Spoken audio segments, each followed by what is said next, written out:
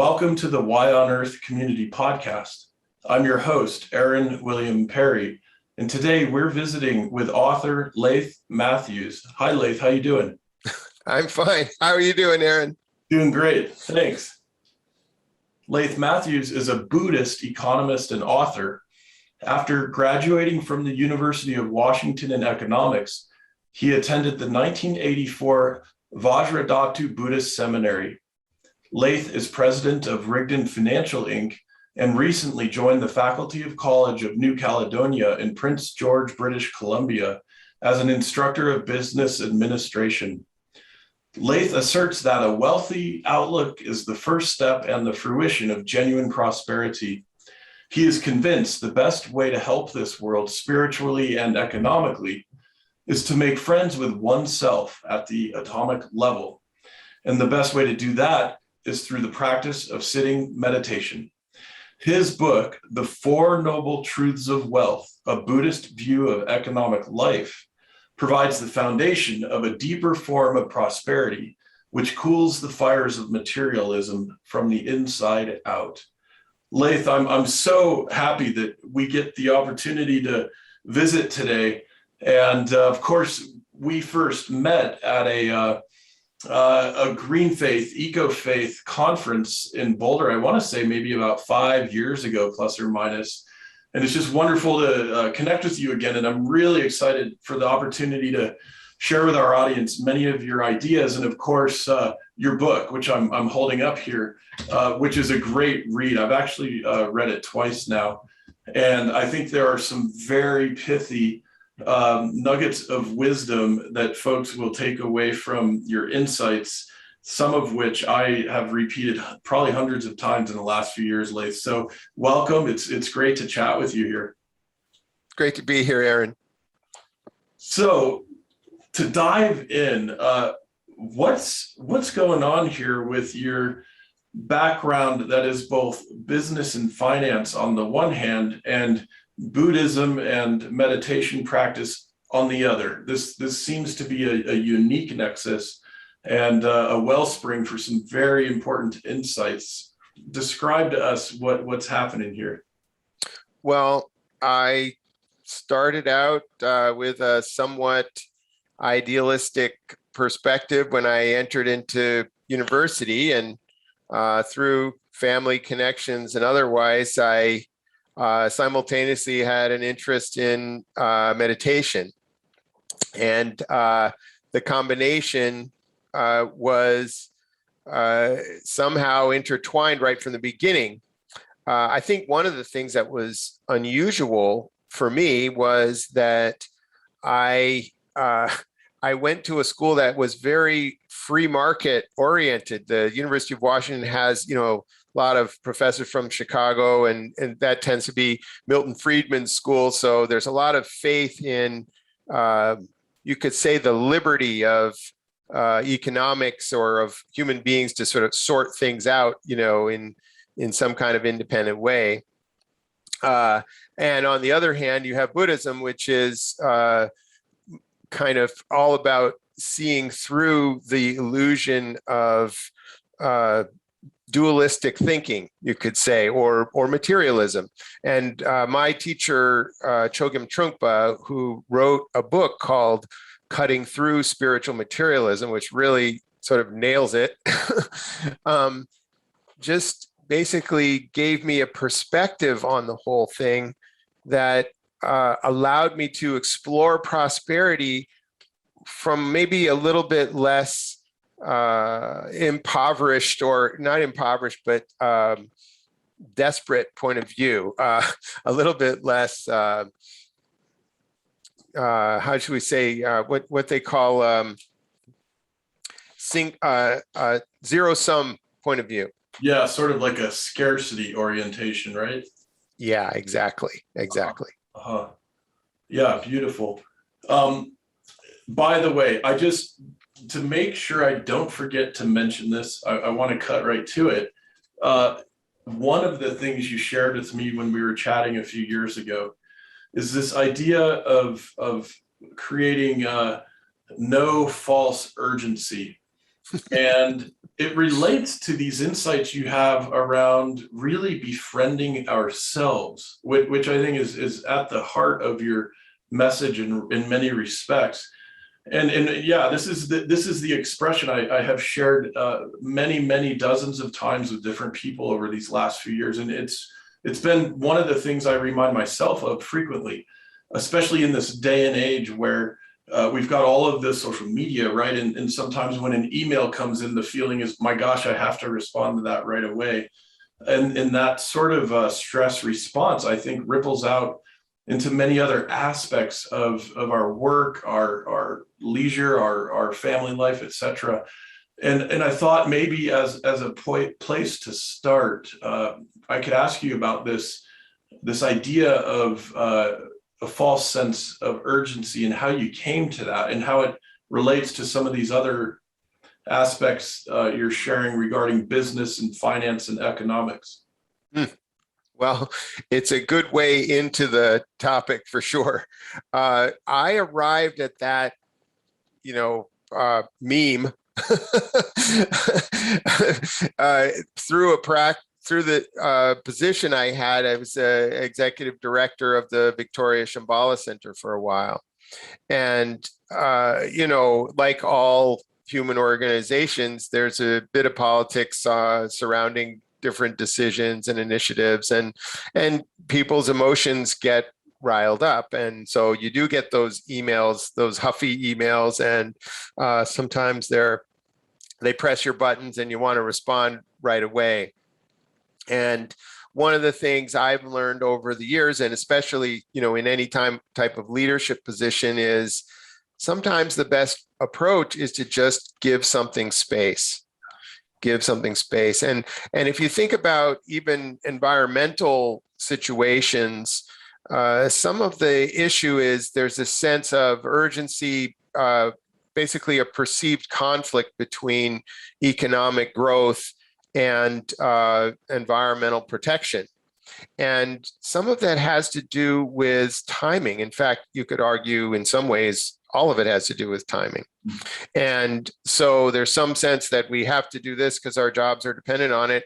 And at the same time, it may be economically beneficial to think more long-term. And at the same time, we got human beings who need to get fed and need to have a life. And we have a whole social context that we use to measure whether or not we're having a good life or not.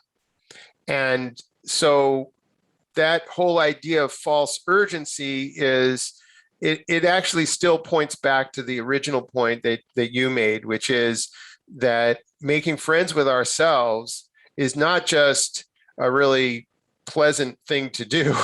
It's also in some ways the key to creating space for healthier decisions and pacing things, and also to understanding who you're talking to. So you may be talking to someone with a very different perspective, but if you have enough space to understand what's driving them, then you might be able to express things in a context that is more acceptable, and vice versa. You might be able to hear them. Yeah, beautiful. Thank you for that. I know you've prepared a few visuals to share with us, and I think, before diving into those, I thought I might ask you to summarize a couple of the key Buddhist concepts that you're applying to economic and business life, especially this octuplet of the rights, right understanding, right thought, etc. Mm-hmm. Wouldn't mind sort of walking us through that, because I'm sure many in our audience are familiar with these, but probably a good number of us maybe aren't quite as familiar, and that I think would be helpful. Okay. Well, the premise of the whole thing, and including basically the premise of the whole book, including the Eightfold Path, which is what you're referring to, which is right mind, right thought, right, right everything, is the premise of the whole thing is that the view is essential.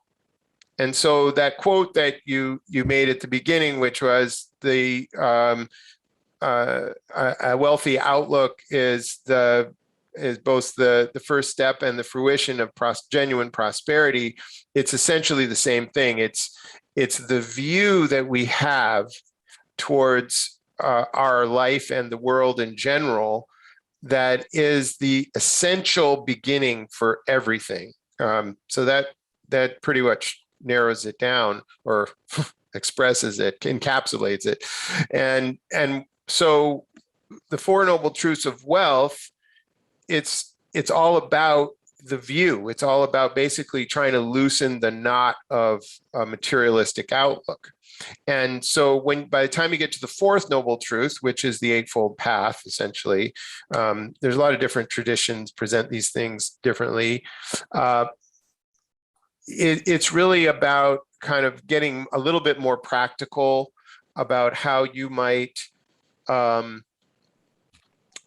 apply, or how you might act if you had a non-materialistic view.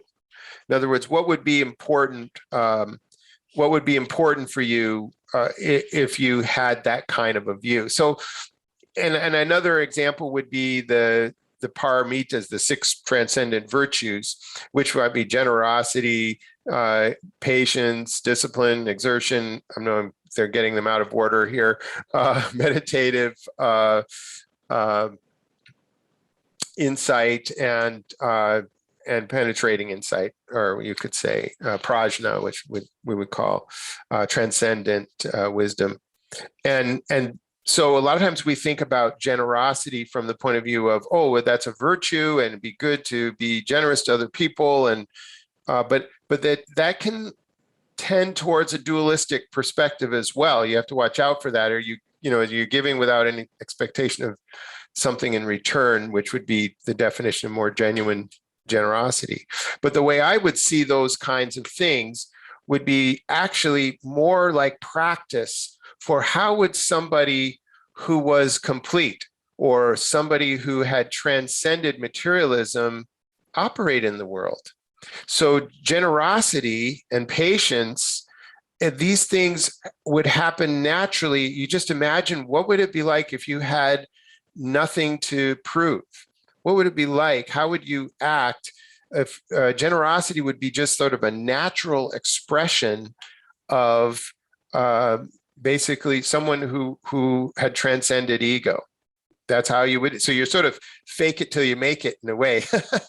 That's why they call them transcendent virtues. They're virtues from the point of view of transcending egocentricity, which we can talk more about. So the Eightfold Path is where it gets practical.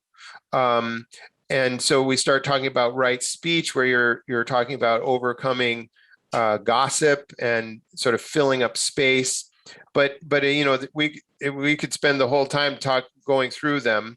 But essentially, what we're talking about, what we always get round to, is what I would call space, spacious perspective, same sort of thing as not getting caught in false urgency, allowing space around things as a way of addressing them, a way of working with problems, rather than getting right into the methodology or the construction project.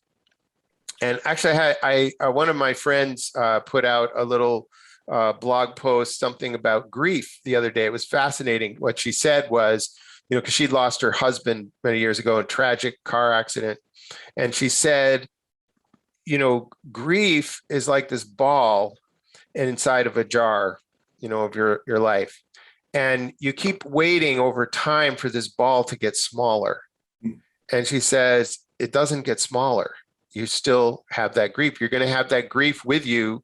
That loss will stay in your heart for your life. It's not going away. She said, but what can happen is the jar can get bigger. And that's a very fascinating thing. And so the hardships that we have had in our lives, the difficulties, the impossible challenges, can also obviously teach us things. and we can use those things if we see them in a larger context. We understand them in a more profound way. Yeah, it's so interesting. And we're going to clearly talk more about business and economics, and I want to head that direction. However, one of the things that really jumps out at me before moving on is that the Buddhist tradition and practices seem to be really centered around the neurobiochemistry of our sort of internal makeup. And part of what I'm hearing as a subtext in all that you're describing, Layth, is cultivating tools and awareness and skills that effectively help keep us out of fight or flight and in a different modality, if you will, for interactions, decision-making, etc. And we had Dr. Robert Cloninger on a few episodes ago, and he's one of the most cited scientists on the planet dealing in the arena of medicine and neurobiochemistry, and has some amazing research going on. And he really emphasizes how essential that piece is, our internal cultivation, whether we're practicing Buddhists or not. The good news, I think, is there's a whole lot of emerging awareness and even science and a whole suite of recommended practices and methodologies for each of us to be doing more of this as individuals. And I'm just curious, in your Buddhist community, is it understood? Is it a widespread acknowledgement that so much of what you are focusing on has to do with this internal biochemical makeup? That seems to be coming along. It's kind of like late to the party. We're following these 1,000-year-old traditions. Like if you look at any spiritual tradition, Western or Eastern, there are elements in there that are profoundly beneficial. And that's why they stuck around, because if it didn't have something to offer, it wouldn't be there, And ultimately, I don't really see spiritual traditions as different from one another. I mean, that's probably blasphemous from many points of view, but really, to me, they converge very, very easily. And so it's really just about how do we bring our hearts in line with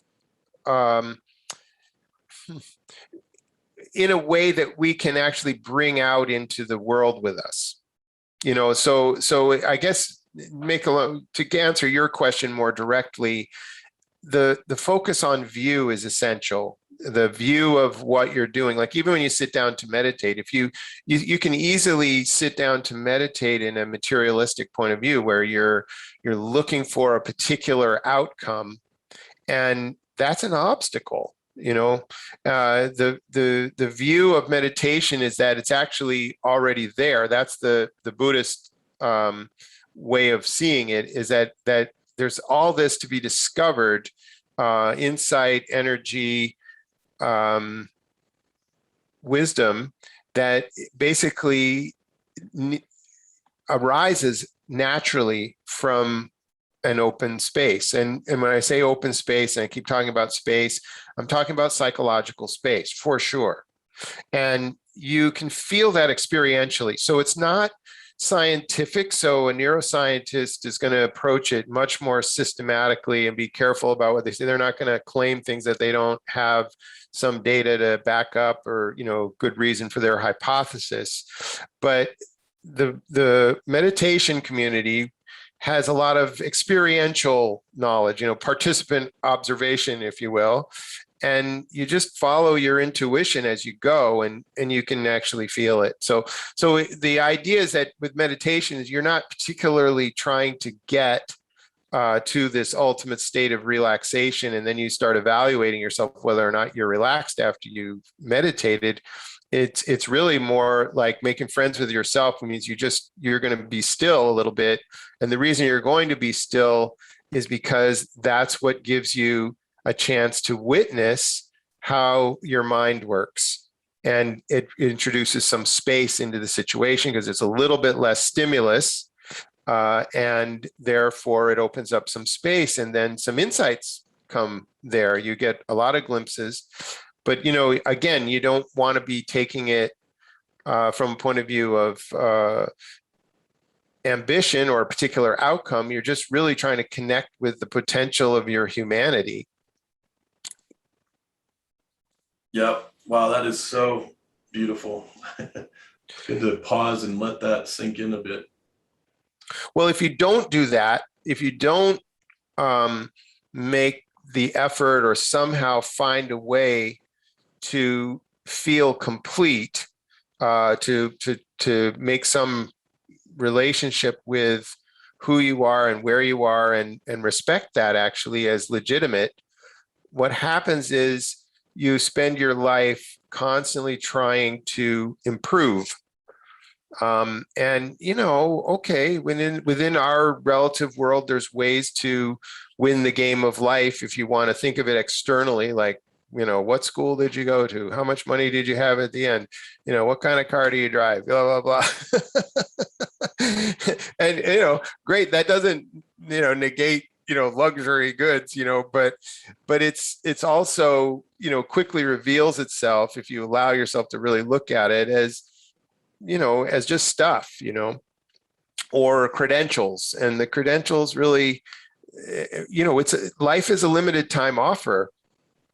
And so if you allow yourself to make friends with yourself in the short run, I think it has all kinds of implications in terms of how desperately you live your life. Do you live your life with false urgency, or do you live your life with some sense of humor? Beautiful. Well, listen, would this be a good time to look at some of the visuals that you've prepared? Yes. I have some highly sophisticated visuals to share with you. Now, I usually do this on the back of a napkin. I probably was drinking beer when I came up with it, just so you know how carefully I've put it together. So I call this little teaching the three charts, and it's another way of getting at what we've been talking about. So the first chart is called How Life is Supposed to Go. And it's a chart where, the y-axis, the upper axis, is showing prosperity, and the x-axis, the longer one, for those of people who know about charts, some people hate charts, is time. So here's how life is supposed to go from my point of view. So you're where it says birth, and then it goes to later. I probably should have just said death or something, but I was just trying to be flippant. But anyway, the general underlying assumption is that we live with, and whether we acknowledge it or not, is that things are supposed to get better over time, right? That life is supposed to be within our control. We're supposed to, over time, we should be able to make things better and better. That's the general. Just to describe the chart a little more for folks, yes, maybe who aren't looking at the visual, we've got this straight line sloping up to the right, essentially saying that as time goes on in our lives, the expectation is that prosperity increases, right? And so that's sort of like the cultural mythos in a way. Yeah, exactly. So that's just, all I'm really trying to do with this chart is acknowledge that is the underlying assumption. And that if your life doesn't improve over time, there's another assumption, conscious or unconscious, that somehow you screwed up, right? But then if you read some popular literature, you might have a more, how do you say, informed perspective, or a more insightful perspective. And so you might modify this chart, and you might say, well, I'm going to have lots of ups and downs, but I'm going to learn from my experience. So the chart might look like this. Okay. Yeah. So instead of the straight line, you've got the sort of sine wave cycling up and down around the general trend of the straight line. Not unlike the Keeling curve, actually, which is one of the best known charts related to carbon loading in the atmosphere and global climate change. Yikes. Okay. Well, so anyway, that's how life is supposed to go. So you might, maybe you're wise and you realize, well, it's not going to always go that way, but if I keep working at it, it's going to go, my happiness and my, success in my life is going to make progress over time.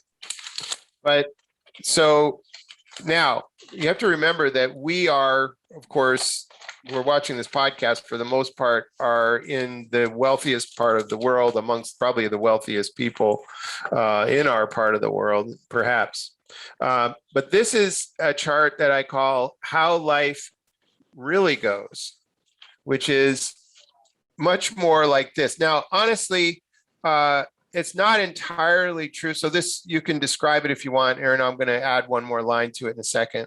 Yeah, so now we've got a similar kind of waviness of a sine curve, but instead of sloping up to the right, it's going straight across horizontally, sort of bounded within similar upper and lower limits. Yeah. And so you could say, well, okay, but the truth of the matter is, and I've observed this, as people age, they do learn something or another, and they also become maybe a little less materialistic because they start to realize that life is a limited time offer. So it might slope up a little bit, but also you could be born into a wealthy family and things might just go downhill from there too. So you might find that you have, or it might just start low and stay low. Maybe you were born in a country that had a lot of poverty. So you can see that really what I'm just trying to acknowledge here is that it's not guaranteed. Your parents you could be born into a great situation, loving parents, and then one of them dies suddenly, and then you get an evil step parent, or you have a happy life and then you get a divorce, or you lose your job and now your industry is a sunset industry, or there's all kinds of, you could have a car accident, any number of things can happen in your lifetime. So yes, we do generally hope and intend for things to go well, but we need to acknowledge the condition that we actually live in. That's essential. That's kind of the first noble truth in a certain way. So this is the last one, which I call the nature of existence. And so this is, you can describe it if you want. Instead of a sine wave moving in direction left to right, what we're seeing now is a cycle, a circle, with a dot or point in the middle of it in the chart. So that's quite interesting. And it's reminding me of a couple concepts that, Layth, I'm imagining you're probably about to speak to. Yeah, so the title of this chart is The Nature of Cyclical Existence. And sometimes to sort of make it better, I put a couple of legs on it, and then I put some chairs on the circle because it sort of looks more like a Ferris wheel. And basically the idea is, the notion of cyclical existence is that as long as we have this this point in the middle, actually I just put that was a new thing I added on. I tried to show the cycle, but as long as we have this point in the middle, we necessarily keep going around and around. And that's the thing to understand, is that and that's one of the essential points of Buddhism, is that if you have an egocentric perspective, you cannot avoid this cyclical experience, because you have this slight astigmatism or, obscuration of understanding that is keeping you referring back as if that's the ultimate perspective. This So is really, really interesting. It reminds me not to get too far afield here with, theological or philosophical concepts. My apologies if you can hear the fire truck going by here. There was a notion that Nietzsche articulated about 140 years ago, plus or minus maybe 130 years ago, called the eternal recurrence of the same. And he sort of ironically or jokingly suggested this is the greatest horror, the greatest source of fear for folks in the Western Judeo-Christian tradition, particularly the modern Western world, where there's this obsession with the beyond, whether it's the afterlife or retirement, right? There's this big mythos that everything's going to be way, way better somewhere off there in the future. And I think part of what Nietzsche was getting at is, look, let's make the most, like you say, Layth, life is a limited time offer. Let's make the very most of what we've got now. And so it's kind of his construct to help shake up, if you will, the Western psyche at that point in time. Yeah.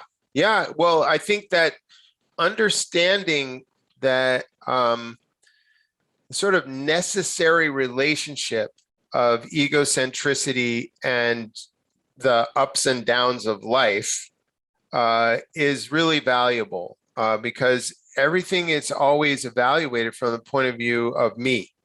How's it going for me? So that's one perspective. And at the same time, how do you work with that?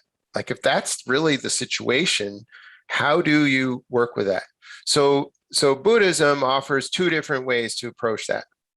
First thing is you could, by living a virtuous life, and basically the paramitas, the Eightfold Path, this kind of thing, virtue in a sort of standard practical sense, the way we normally think of it, generosity, patience, exertion, and so forth, you can expand the circle.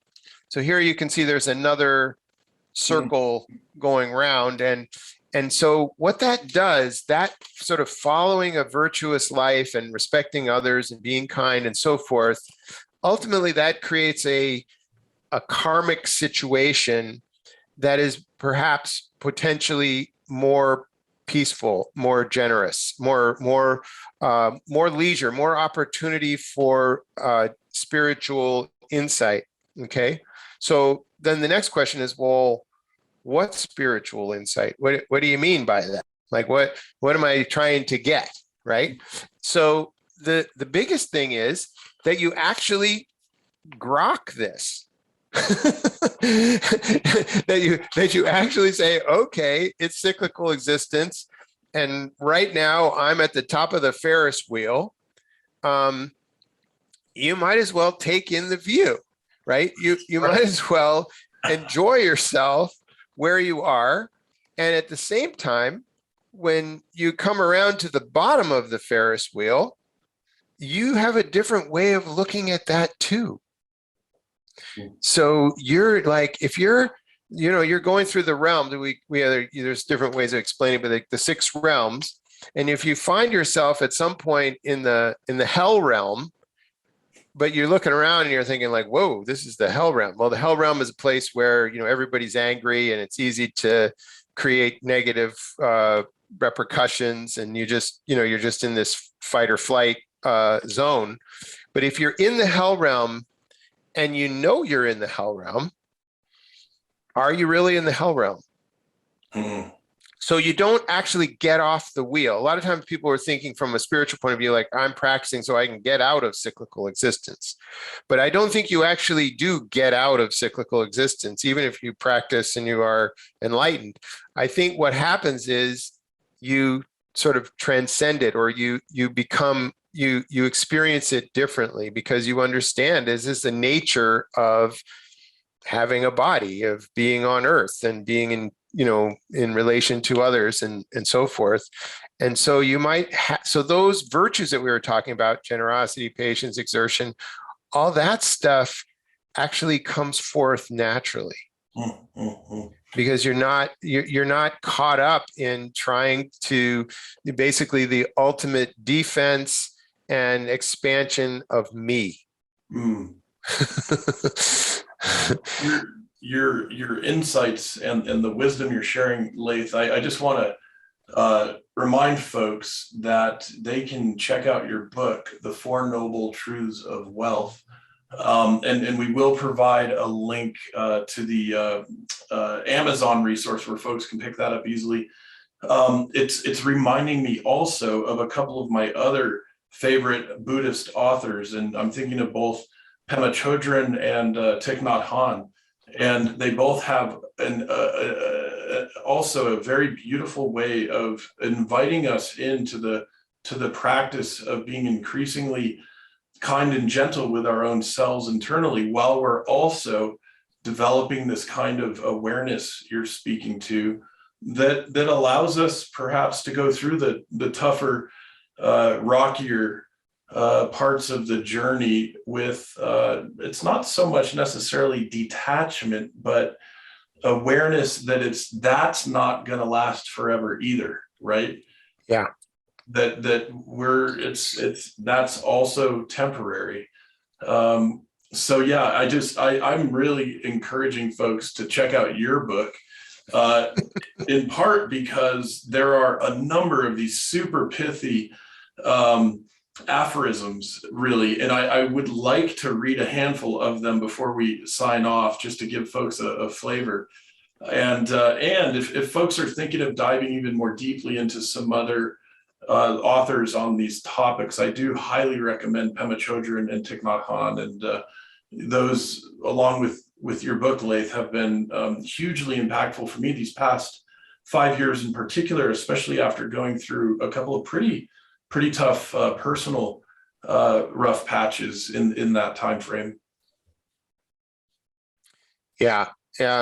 Well, it's always a question, and I don't know how much why on earth community is interested in action, in terms of the climate and in terms of how does this relate? Very much interested in action. In fact, we sometimes refer to the aphorism from our friend Socrates, who says wisdom necessarily leads to action. Action is essential. Yeah. Yeah. And I think that one of the things that Chogyam Trungpa said about activism that really stuck with me was the way you approach really has a lot to do with how much your voice can be heard. So he gave an example about, going to City Hall because there's a water problem. You might go to City Hall and say, we don't feel good about the water. And so when you're doing that, you're opening the gate, and you said you might even bring your dog or your cat with you. So, I mean, I know there are activists out there that say, you won't be heard if you show up like that. So I think each of us has a karmic, you could almost say momentum or responsibility to do what we see as the most intelligent thing. But I think that if we also can explore what it means to be friends with ourselves, and ultimately making friends with yourself, understanding yourself better and your sort of nature better, essentially easily translates to understanding others as well, because others are really no different than us. They just have a different karmic stream. And from the big point of view, there's a million reasons why every one of us is the way that we are. So you could say the reason why somebody who advocates for coal is the way that they are is because of a million confluent reasons that make them think that way. So you can't just change that, unless you're going to be like Mao Zedong and then you want to kill everybody who thinks the wrong way. And then what do you know? The leftover people start thinking that way too, a certain percentage, So you can't, it doesn't work like that. You create aggression perpetuates aggression.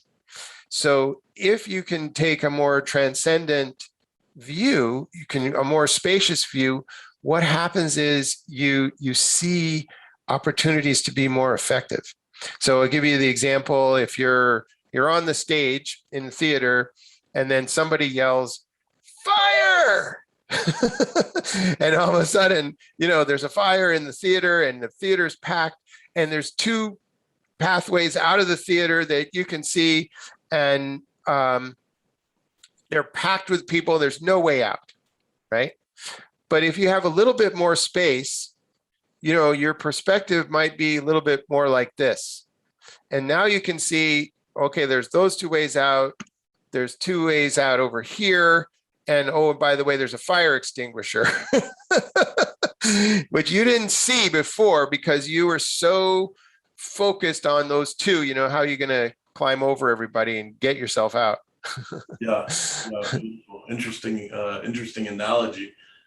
I'd like to remind our audience, this is the Why on Earth Community Podcast. I'm your host, Aaron William Perry, and today we're visiting with Layth Matthews, the author of the book, The Four Noble Truths of Wealth.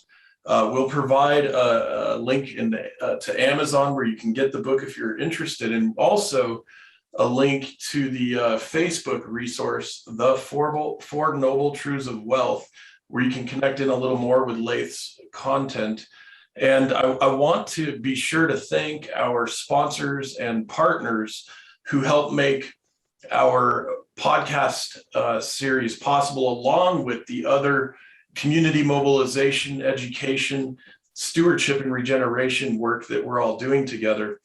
And this includes Earth Coast Productions, the Lidge Family Foundation, Alpine Botanicals, Purium, Earth Hero, Liquid Trainer, Vera Herbals, Growing Spaces, Soilworks, Joyful Journey Hot Springs Spa, Earth Water Press, Dr. Bronner's, 1% for the Planet, Ecoversity, and of course, a whole bunch of folks who have joined our monthly giving circle.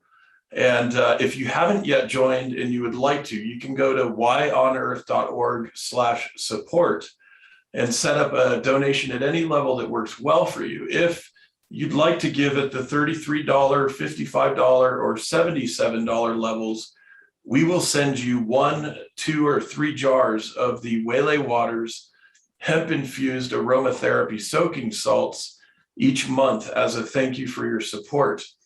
Also to note is many of our partner and supporter companies offer discounts to folks in our Why on Earth community audience and network. And you can find links and details on all those discounts going to the partner and supporter page on the Why on Earth community website, or whyonearth.org/partners-supporters to be precise. And again, we will have additional links and information for you on Layth's book and resources. And I want to be sure to take the opportunity to segue into 3 really important articles, Layth, that you've written, expanding on what's in your book. And I thought maybe you could tell us what these 3 articles are called and what we'll find in them. Yeah.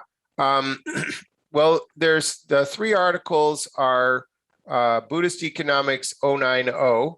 And for those of you who were born, after 1970, they'll know that 090 means remedial. But in Buddhism, remedial is really good because the Buddhism is that the basic ground is pure, so you're always trying to get back to the remedial. So less complicated, I guess. But so that's an article there from the Shambhala Times that I was writing a column for briefly. And then another one is called Understanding Genuine Prosperity. And I want to show you the chart because it's in the back of the book too. But I will just share my screen. Will that work? Yes. To do that, Aaron? Yeah. So I'll just share my screen briefly here, and you can see this chart. And this is sort of a pitch. It's a pitch for meditation or any kind of contemplative practice. So you might belong to a different spiritual tradition, but there would be contemplative practices within that tradition. And if you don't have one, like forest bathing is good, like anything that takes you out of your conceptual mind a little bit. And if you think about it, if you come out of your conceptual mind and you just be where you are and allow yourself to do that, even however short time that is, what you have to understand is that is like a declaration of being fundamentally okay. And that's a very outrageous thing in our world, in our crazy world, where you got to be checking your to-do list all the time and, working on, making payments and everything. And so anyway, this chart I wanted to share with you is called the income versus well-being chart. So the first thing is the idea is that the well-being goes up. This way, as the line goes up, you have more well-being, and this line goes out, you have more income. Maybe that contributes to well-being. Does it or does it not? So the first thing to notice is at the very lowest levels of income is very closely associated with well-being. Like if you don't know where your next meal is going to come from, you're not going to be able to think about these lofty ideas we've been talking about. And actually, there was a Grand Chief who gave a talk recently. One of my colleagues was going on about, and what he was saying was that he was talking to one of faculty members about students and having to relate to the student's experience outside the classroom as well as inside the classroom. And he said, if your student doesn't know how they're going to feed their kids when they get home, they're not going to be able to focus very well in class. So you need to know where your students are, what's going on with them. So anyway, that's the same point here is you have to acknowledge that meeting basic needs is prerequisite for being able to think bigger. And so people need these basic things. How you give it to them, that's another political discussion. But ultimately, that has to happen first. So then you see what happens here is as you go up the income stream, what this chart is really meant to indicate is that you reach a certain community that's associated with your income stream. And so, maybe you reach the middle class or something like that, and you have a community there. And that's kind of a peak of prosperity, of well-being on some level, because you fit in, you have your connection. I call it like the potluck stage. I mean, it looks very different at different levels of wealth, but you feel like you belong where you are. Then what happens is your income keeps going up. Well, what happens is it actually starts to draw you out of that community. It's sort of what we're acknowledging is sort of that as your economic situation changes, it's not a slam dunk. Sometimes it actually separates you from your community, and then until you find your community again. And a great example of that, actually, the sort of extreme example is I saw this guy who just won, $100 million in the lottery. And they were interviewing him saying, well, what are you going to do with this money? And he says, well, first thing I'm going to do is protect my kids. I thought, holy cow, he just won all this money, and rightly so. The first thing he's thinking of is like, I got to protect my family. It's like his stress level went straight up, right? Wow. So there's proverbs, like there's a great book called The Kabbalah of Money or something like that. Rabbi Nilton Bonder got into trouble at some point, but he wrote this great book. And one of the proverbs, it's an old Hebrew proverb. But basically what it's saying is it's not the it's not that money makes happiness, it's that the lack of money makes unhappiness. So, respecting your economic situation, respecting the economic situation of others is essential, because nobody's going to hear you if you don't, if from an activist point of view and from your own point of view. So you need to address those things. And another guy, what's his name? Jacob Needleman. He was a philosophy professor at University of San Francisco. And he said, he said that the reason that we struggle so much with money is not because we don't respect it. It's not because we don't respect it enough, or well, I put it another way. Sorry, the way forward basically is that we need to respect money more. We need to respect it enough that we address it. That we respect. It's sort of like air. You got to have air. You don't want to be thinking about air all the time, but you do need to relate to the economy, and the economy speaks to you. You're getting messages from the economy, so you have to respect it. So maybe you don't have to build your life around it, but you have to respect it, because if you don't, it's gonna keep teaching you lessons.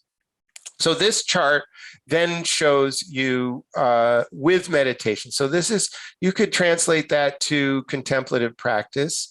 But I like sitting meditation. I think sitting meditation with the right view is very profound. And again, it levels off, because, income, higher levels of income, if you have more income and you also have a contemplative practice, or you understand what that does for you, the value of your mind, basically, you will use your money more effectively. You will spend your money, you will support environmental causes rather than buying a new SUV.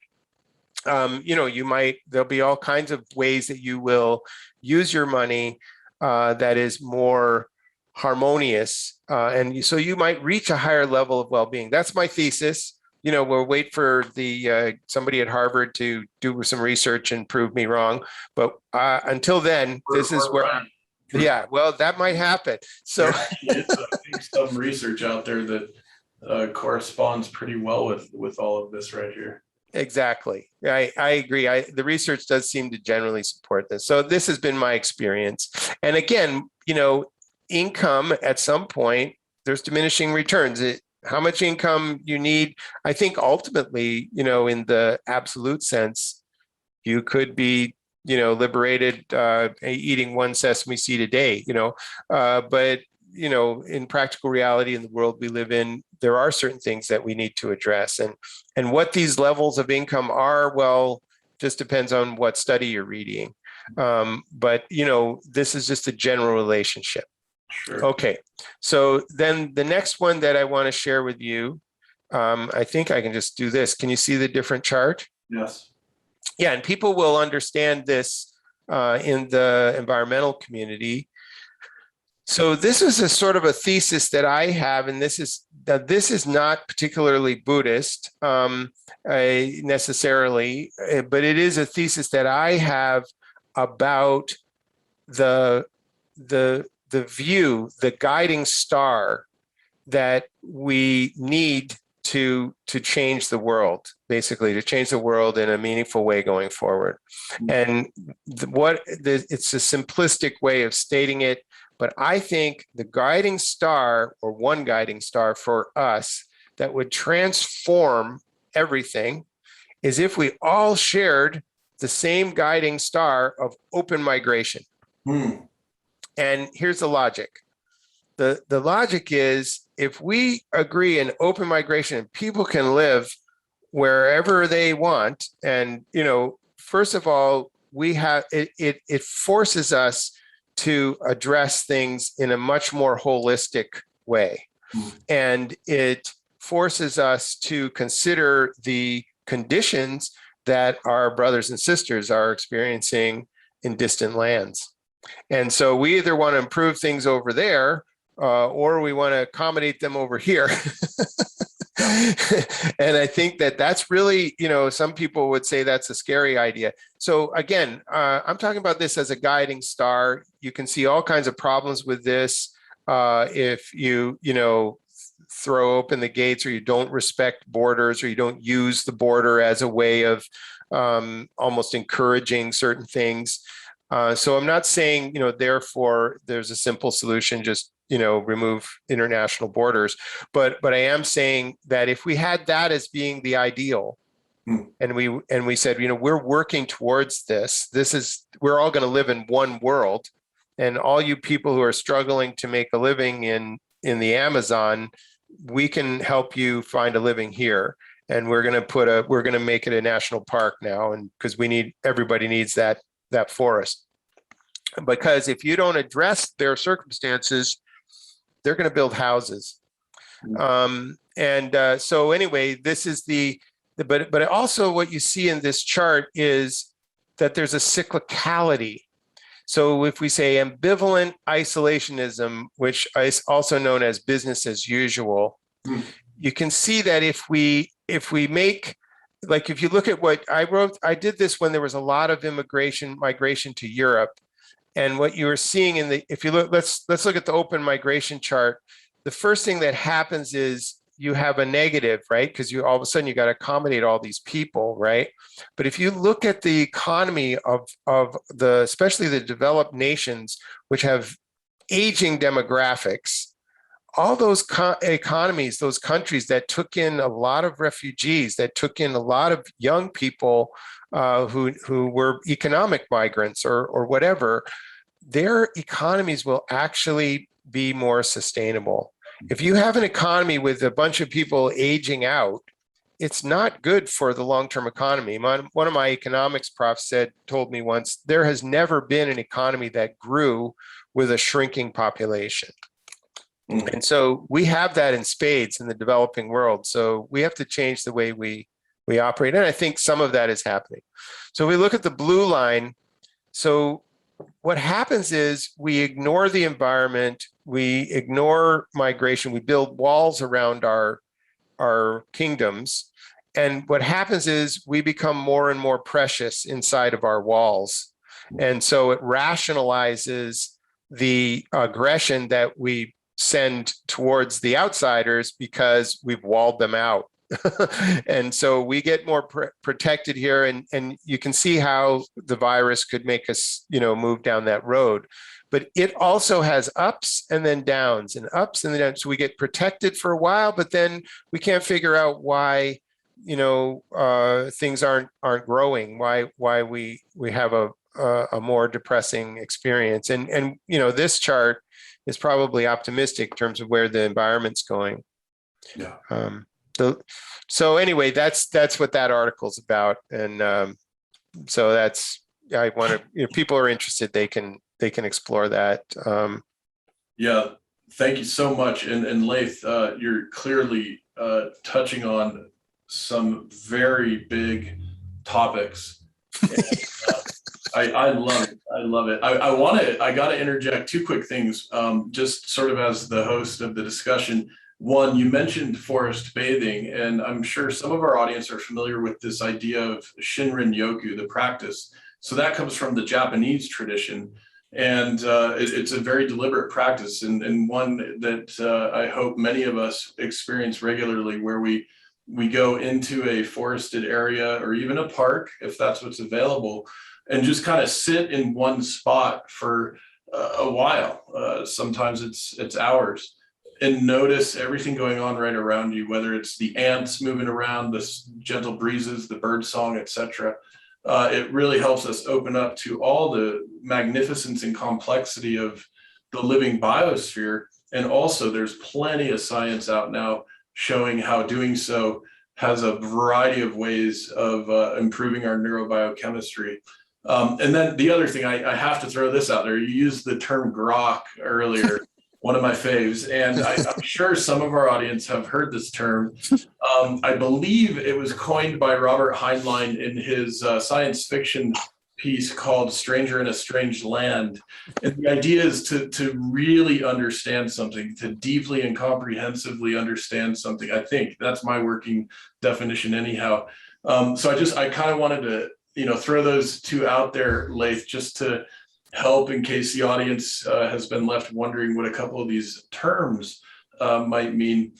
But I really appreciate what you're sharing in these articles. And I want to say that in all of this, one of the, to me, most compelling aspects of how you're articulating these insights, Layth, is this idea of scope, of how far out we're expanding our sense of, you could say, self or duty or responsibility,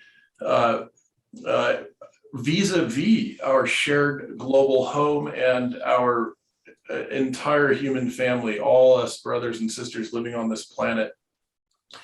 And I think it's really important to sort of end on with our conversation today, because I could see how in some instances folks who encounter your book and body of knowledge might say, well, this is all well and good for, here we are, you and I, more or less couple of white guys, not concerned probably about where our next meal is coming from. How is this really helpful to a whole lot of other folks out there who really are struggling with some of the basic needs? And so I think you have insights for all of us here, but I also think part of what you're offering is a way for those of us who perhaps have some more privileges and benefits to further cultivate our own realms, if you will, to become even more effective in helping those out there who perhaps are at this point less fortunate or what have you, without getting into paternalism.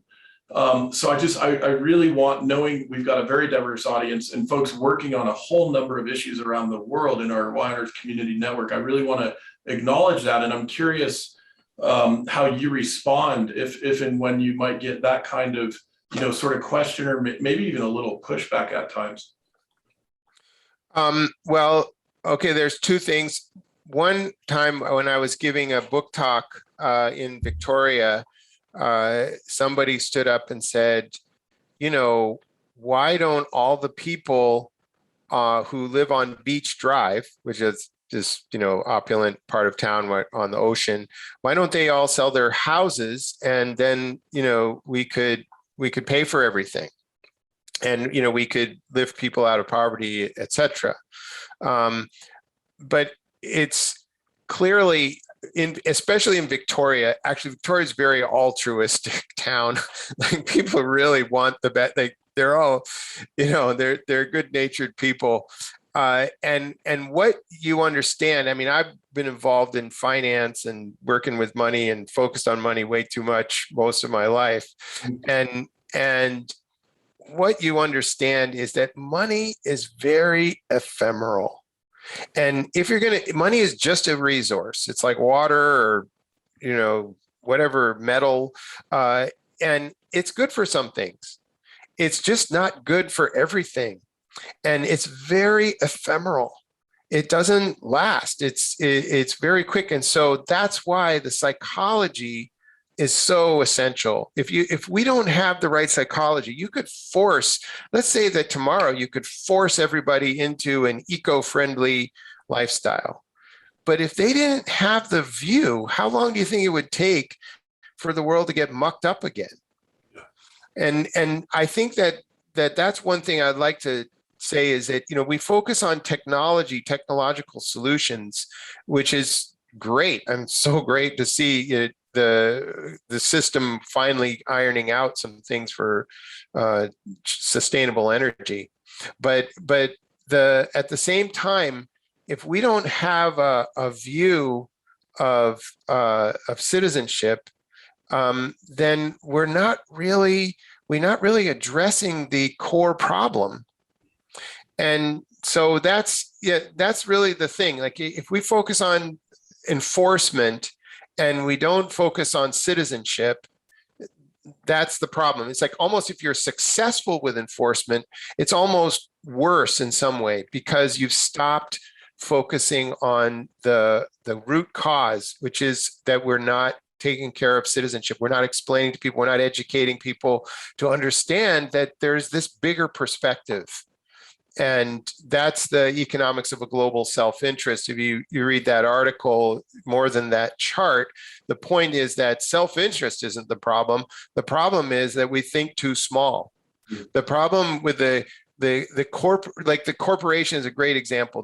The corporate business model, people hate corporations. And I always have this argument with my son because he read that book about how sociopathic everybody is in corporations.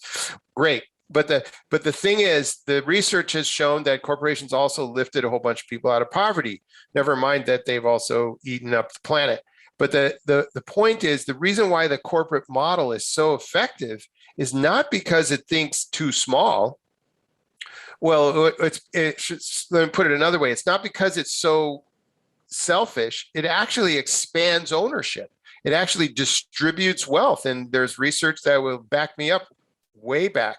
Substantial numbers of people, percentages of people coming out of poverty, perhaps partly because of that model. The problem with the corporate business model is it doesn't think big enough. And that's a problem that we individually have as well. We don't understand self-interest in a global context, because ultimately we all grow together or we don't, you know. Yeah, I really appreciate this insight, and I'm smiling in part because I'm not sure I even shared this with you, Layth, but in the last few years, I've been writing an epic novel that is now just about finished in late stages of editing, and we'll be sharing it out with the world in a matter of months. And it very much deals with this matter of psychology and culture sort of head on in the context of all these myriad challenges and opportunities we face as a global community and really organism on Earth.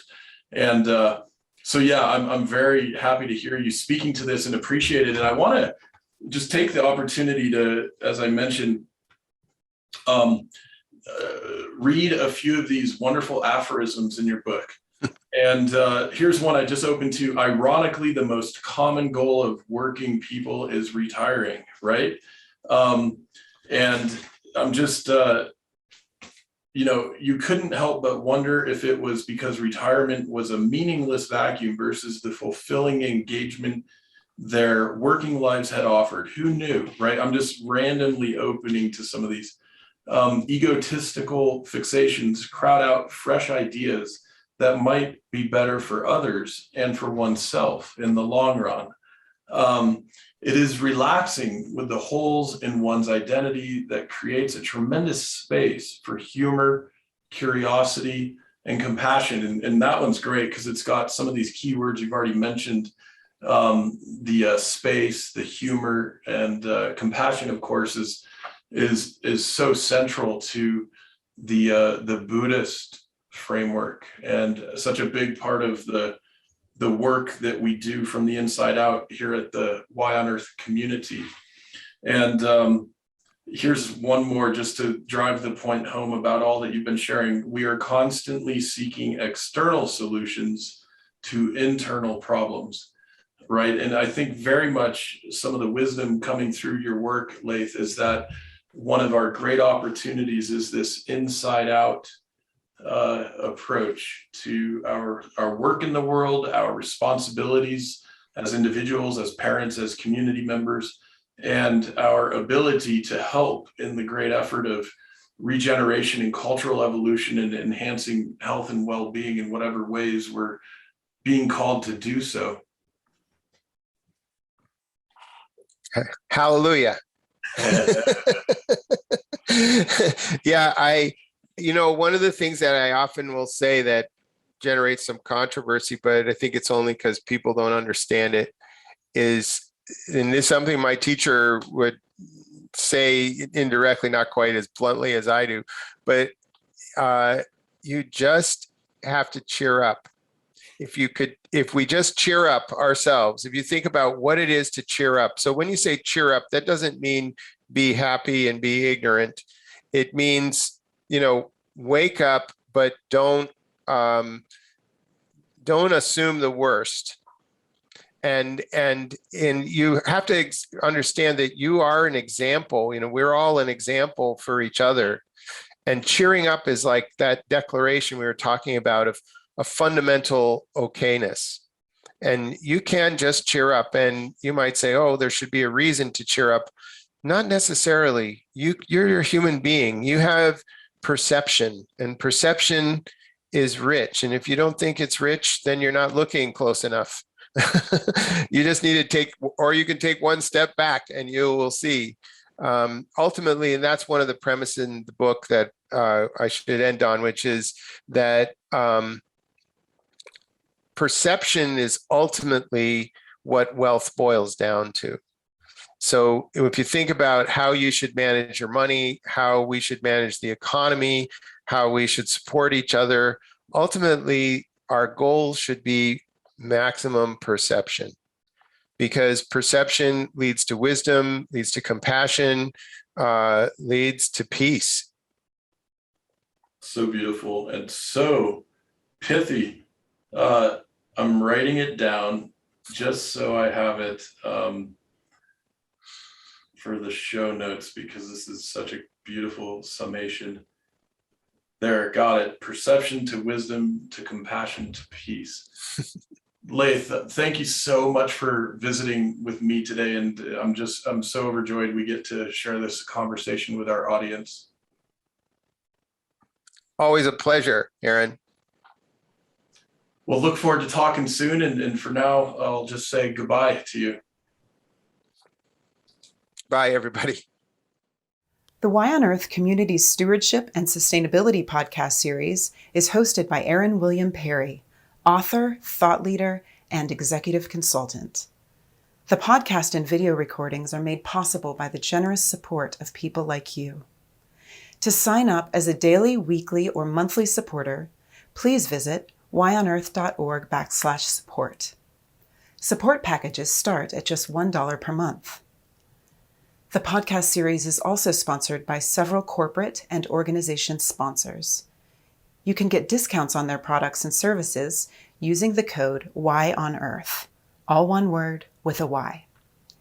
These sponsors are listed on the whyonearth.org/support page. If you found this particular podcast episode especially insightful, informative, or inspiring, please pass it on and share it with a friend whom you think will also enjoy it. Thank you for tuning in. Thank you for your support. And thank you for being a part of the Why on Earth community.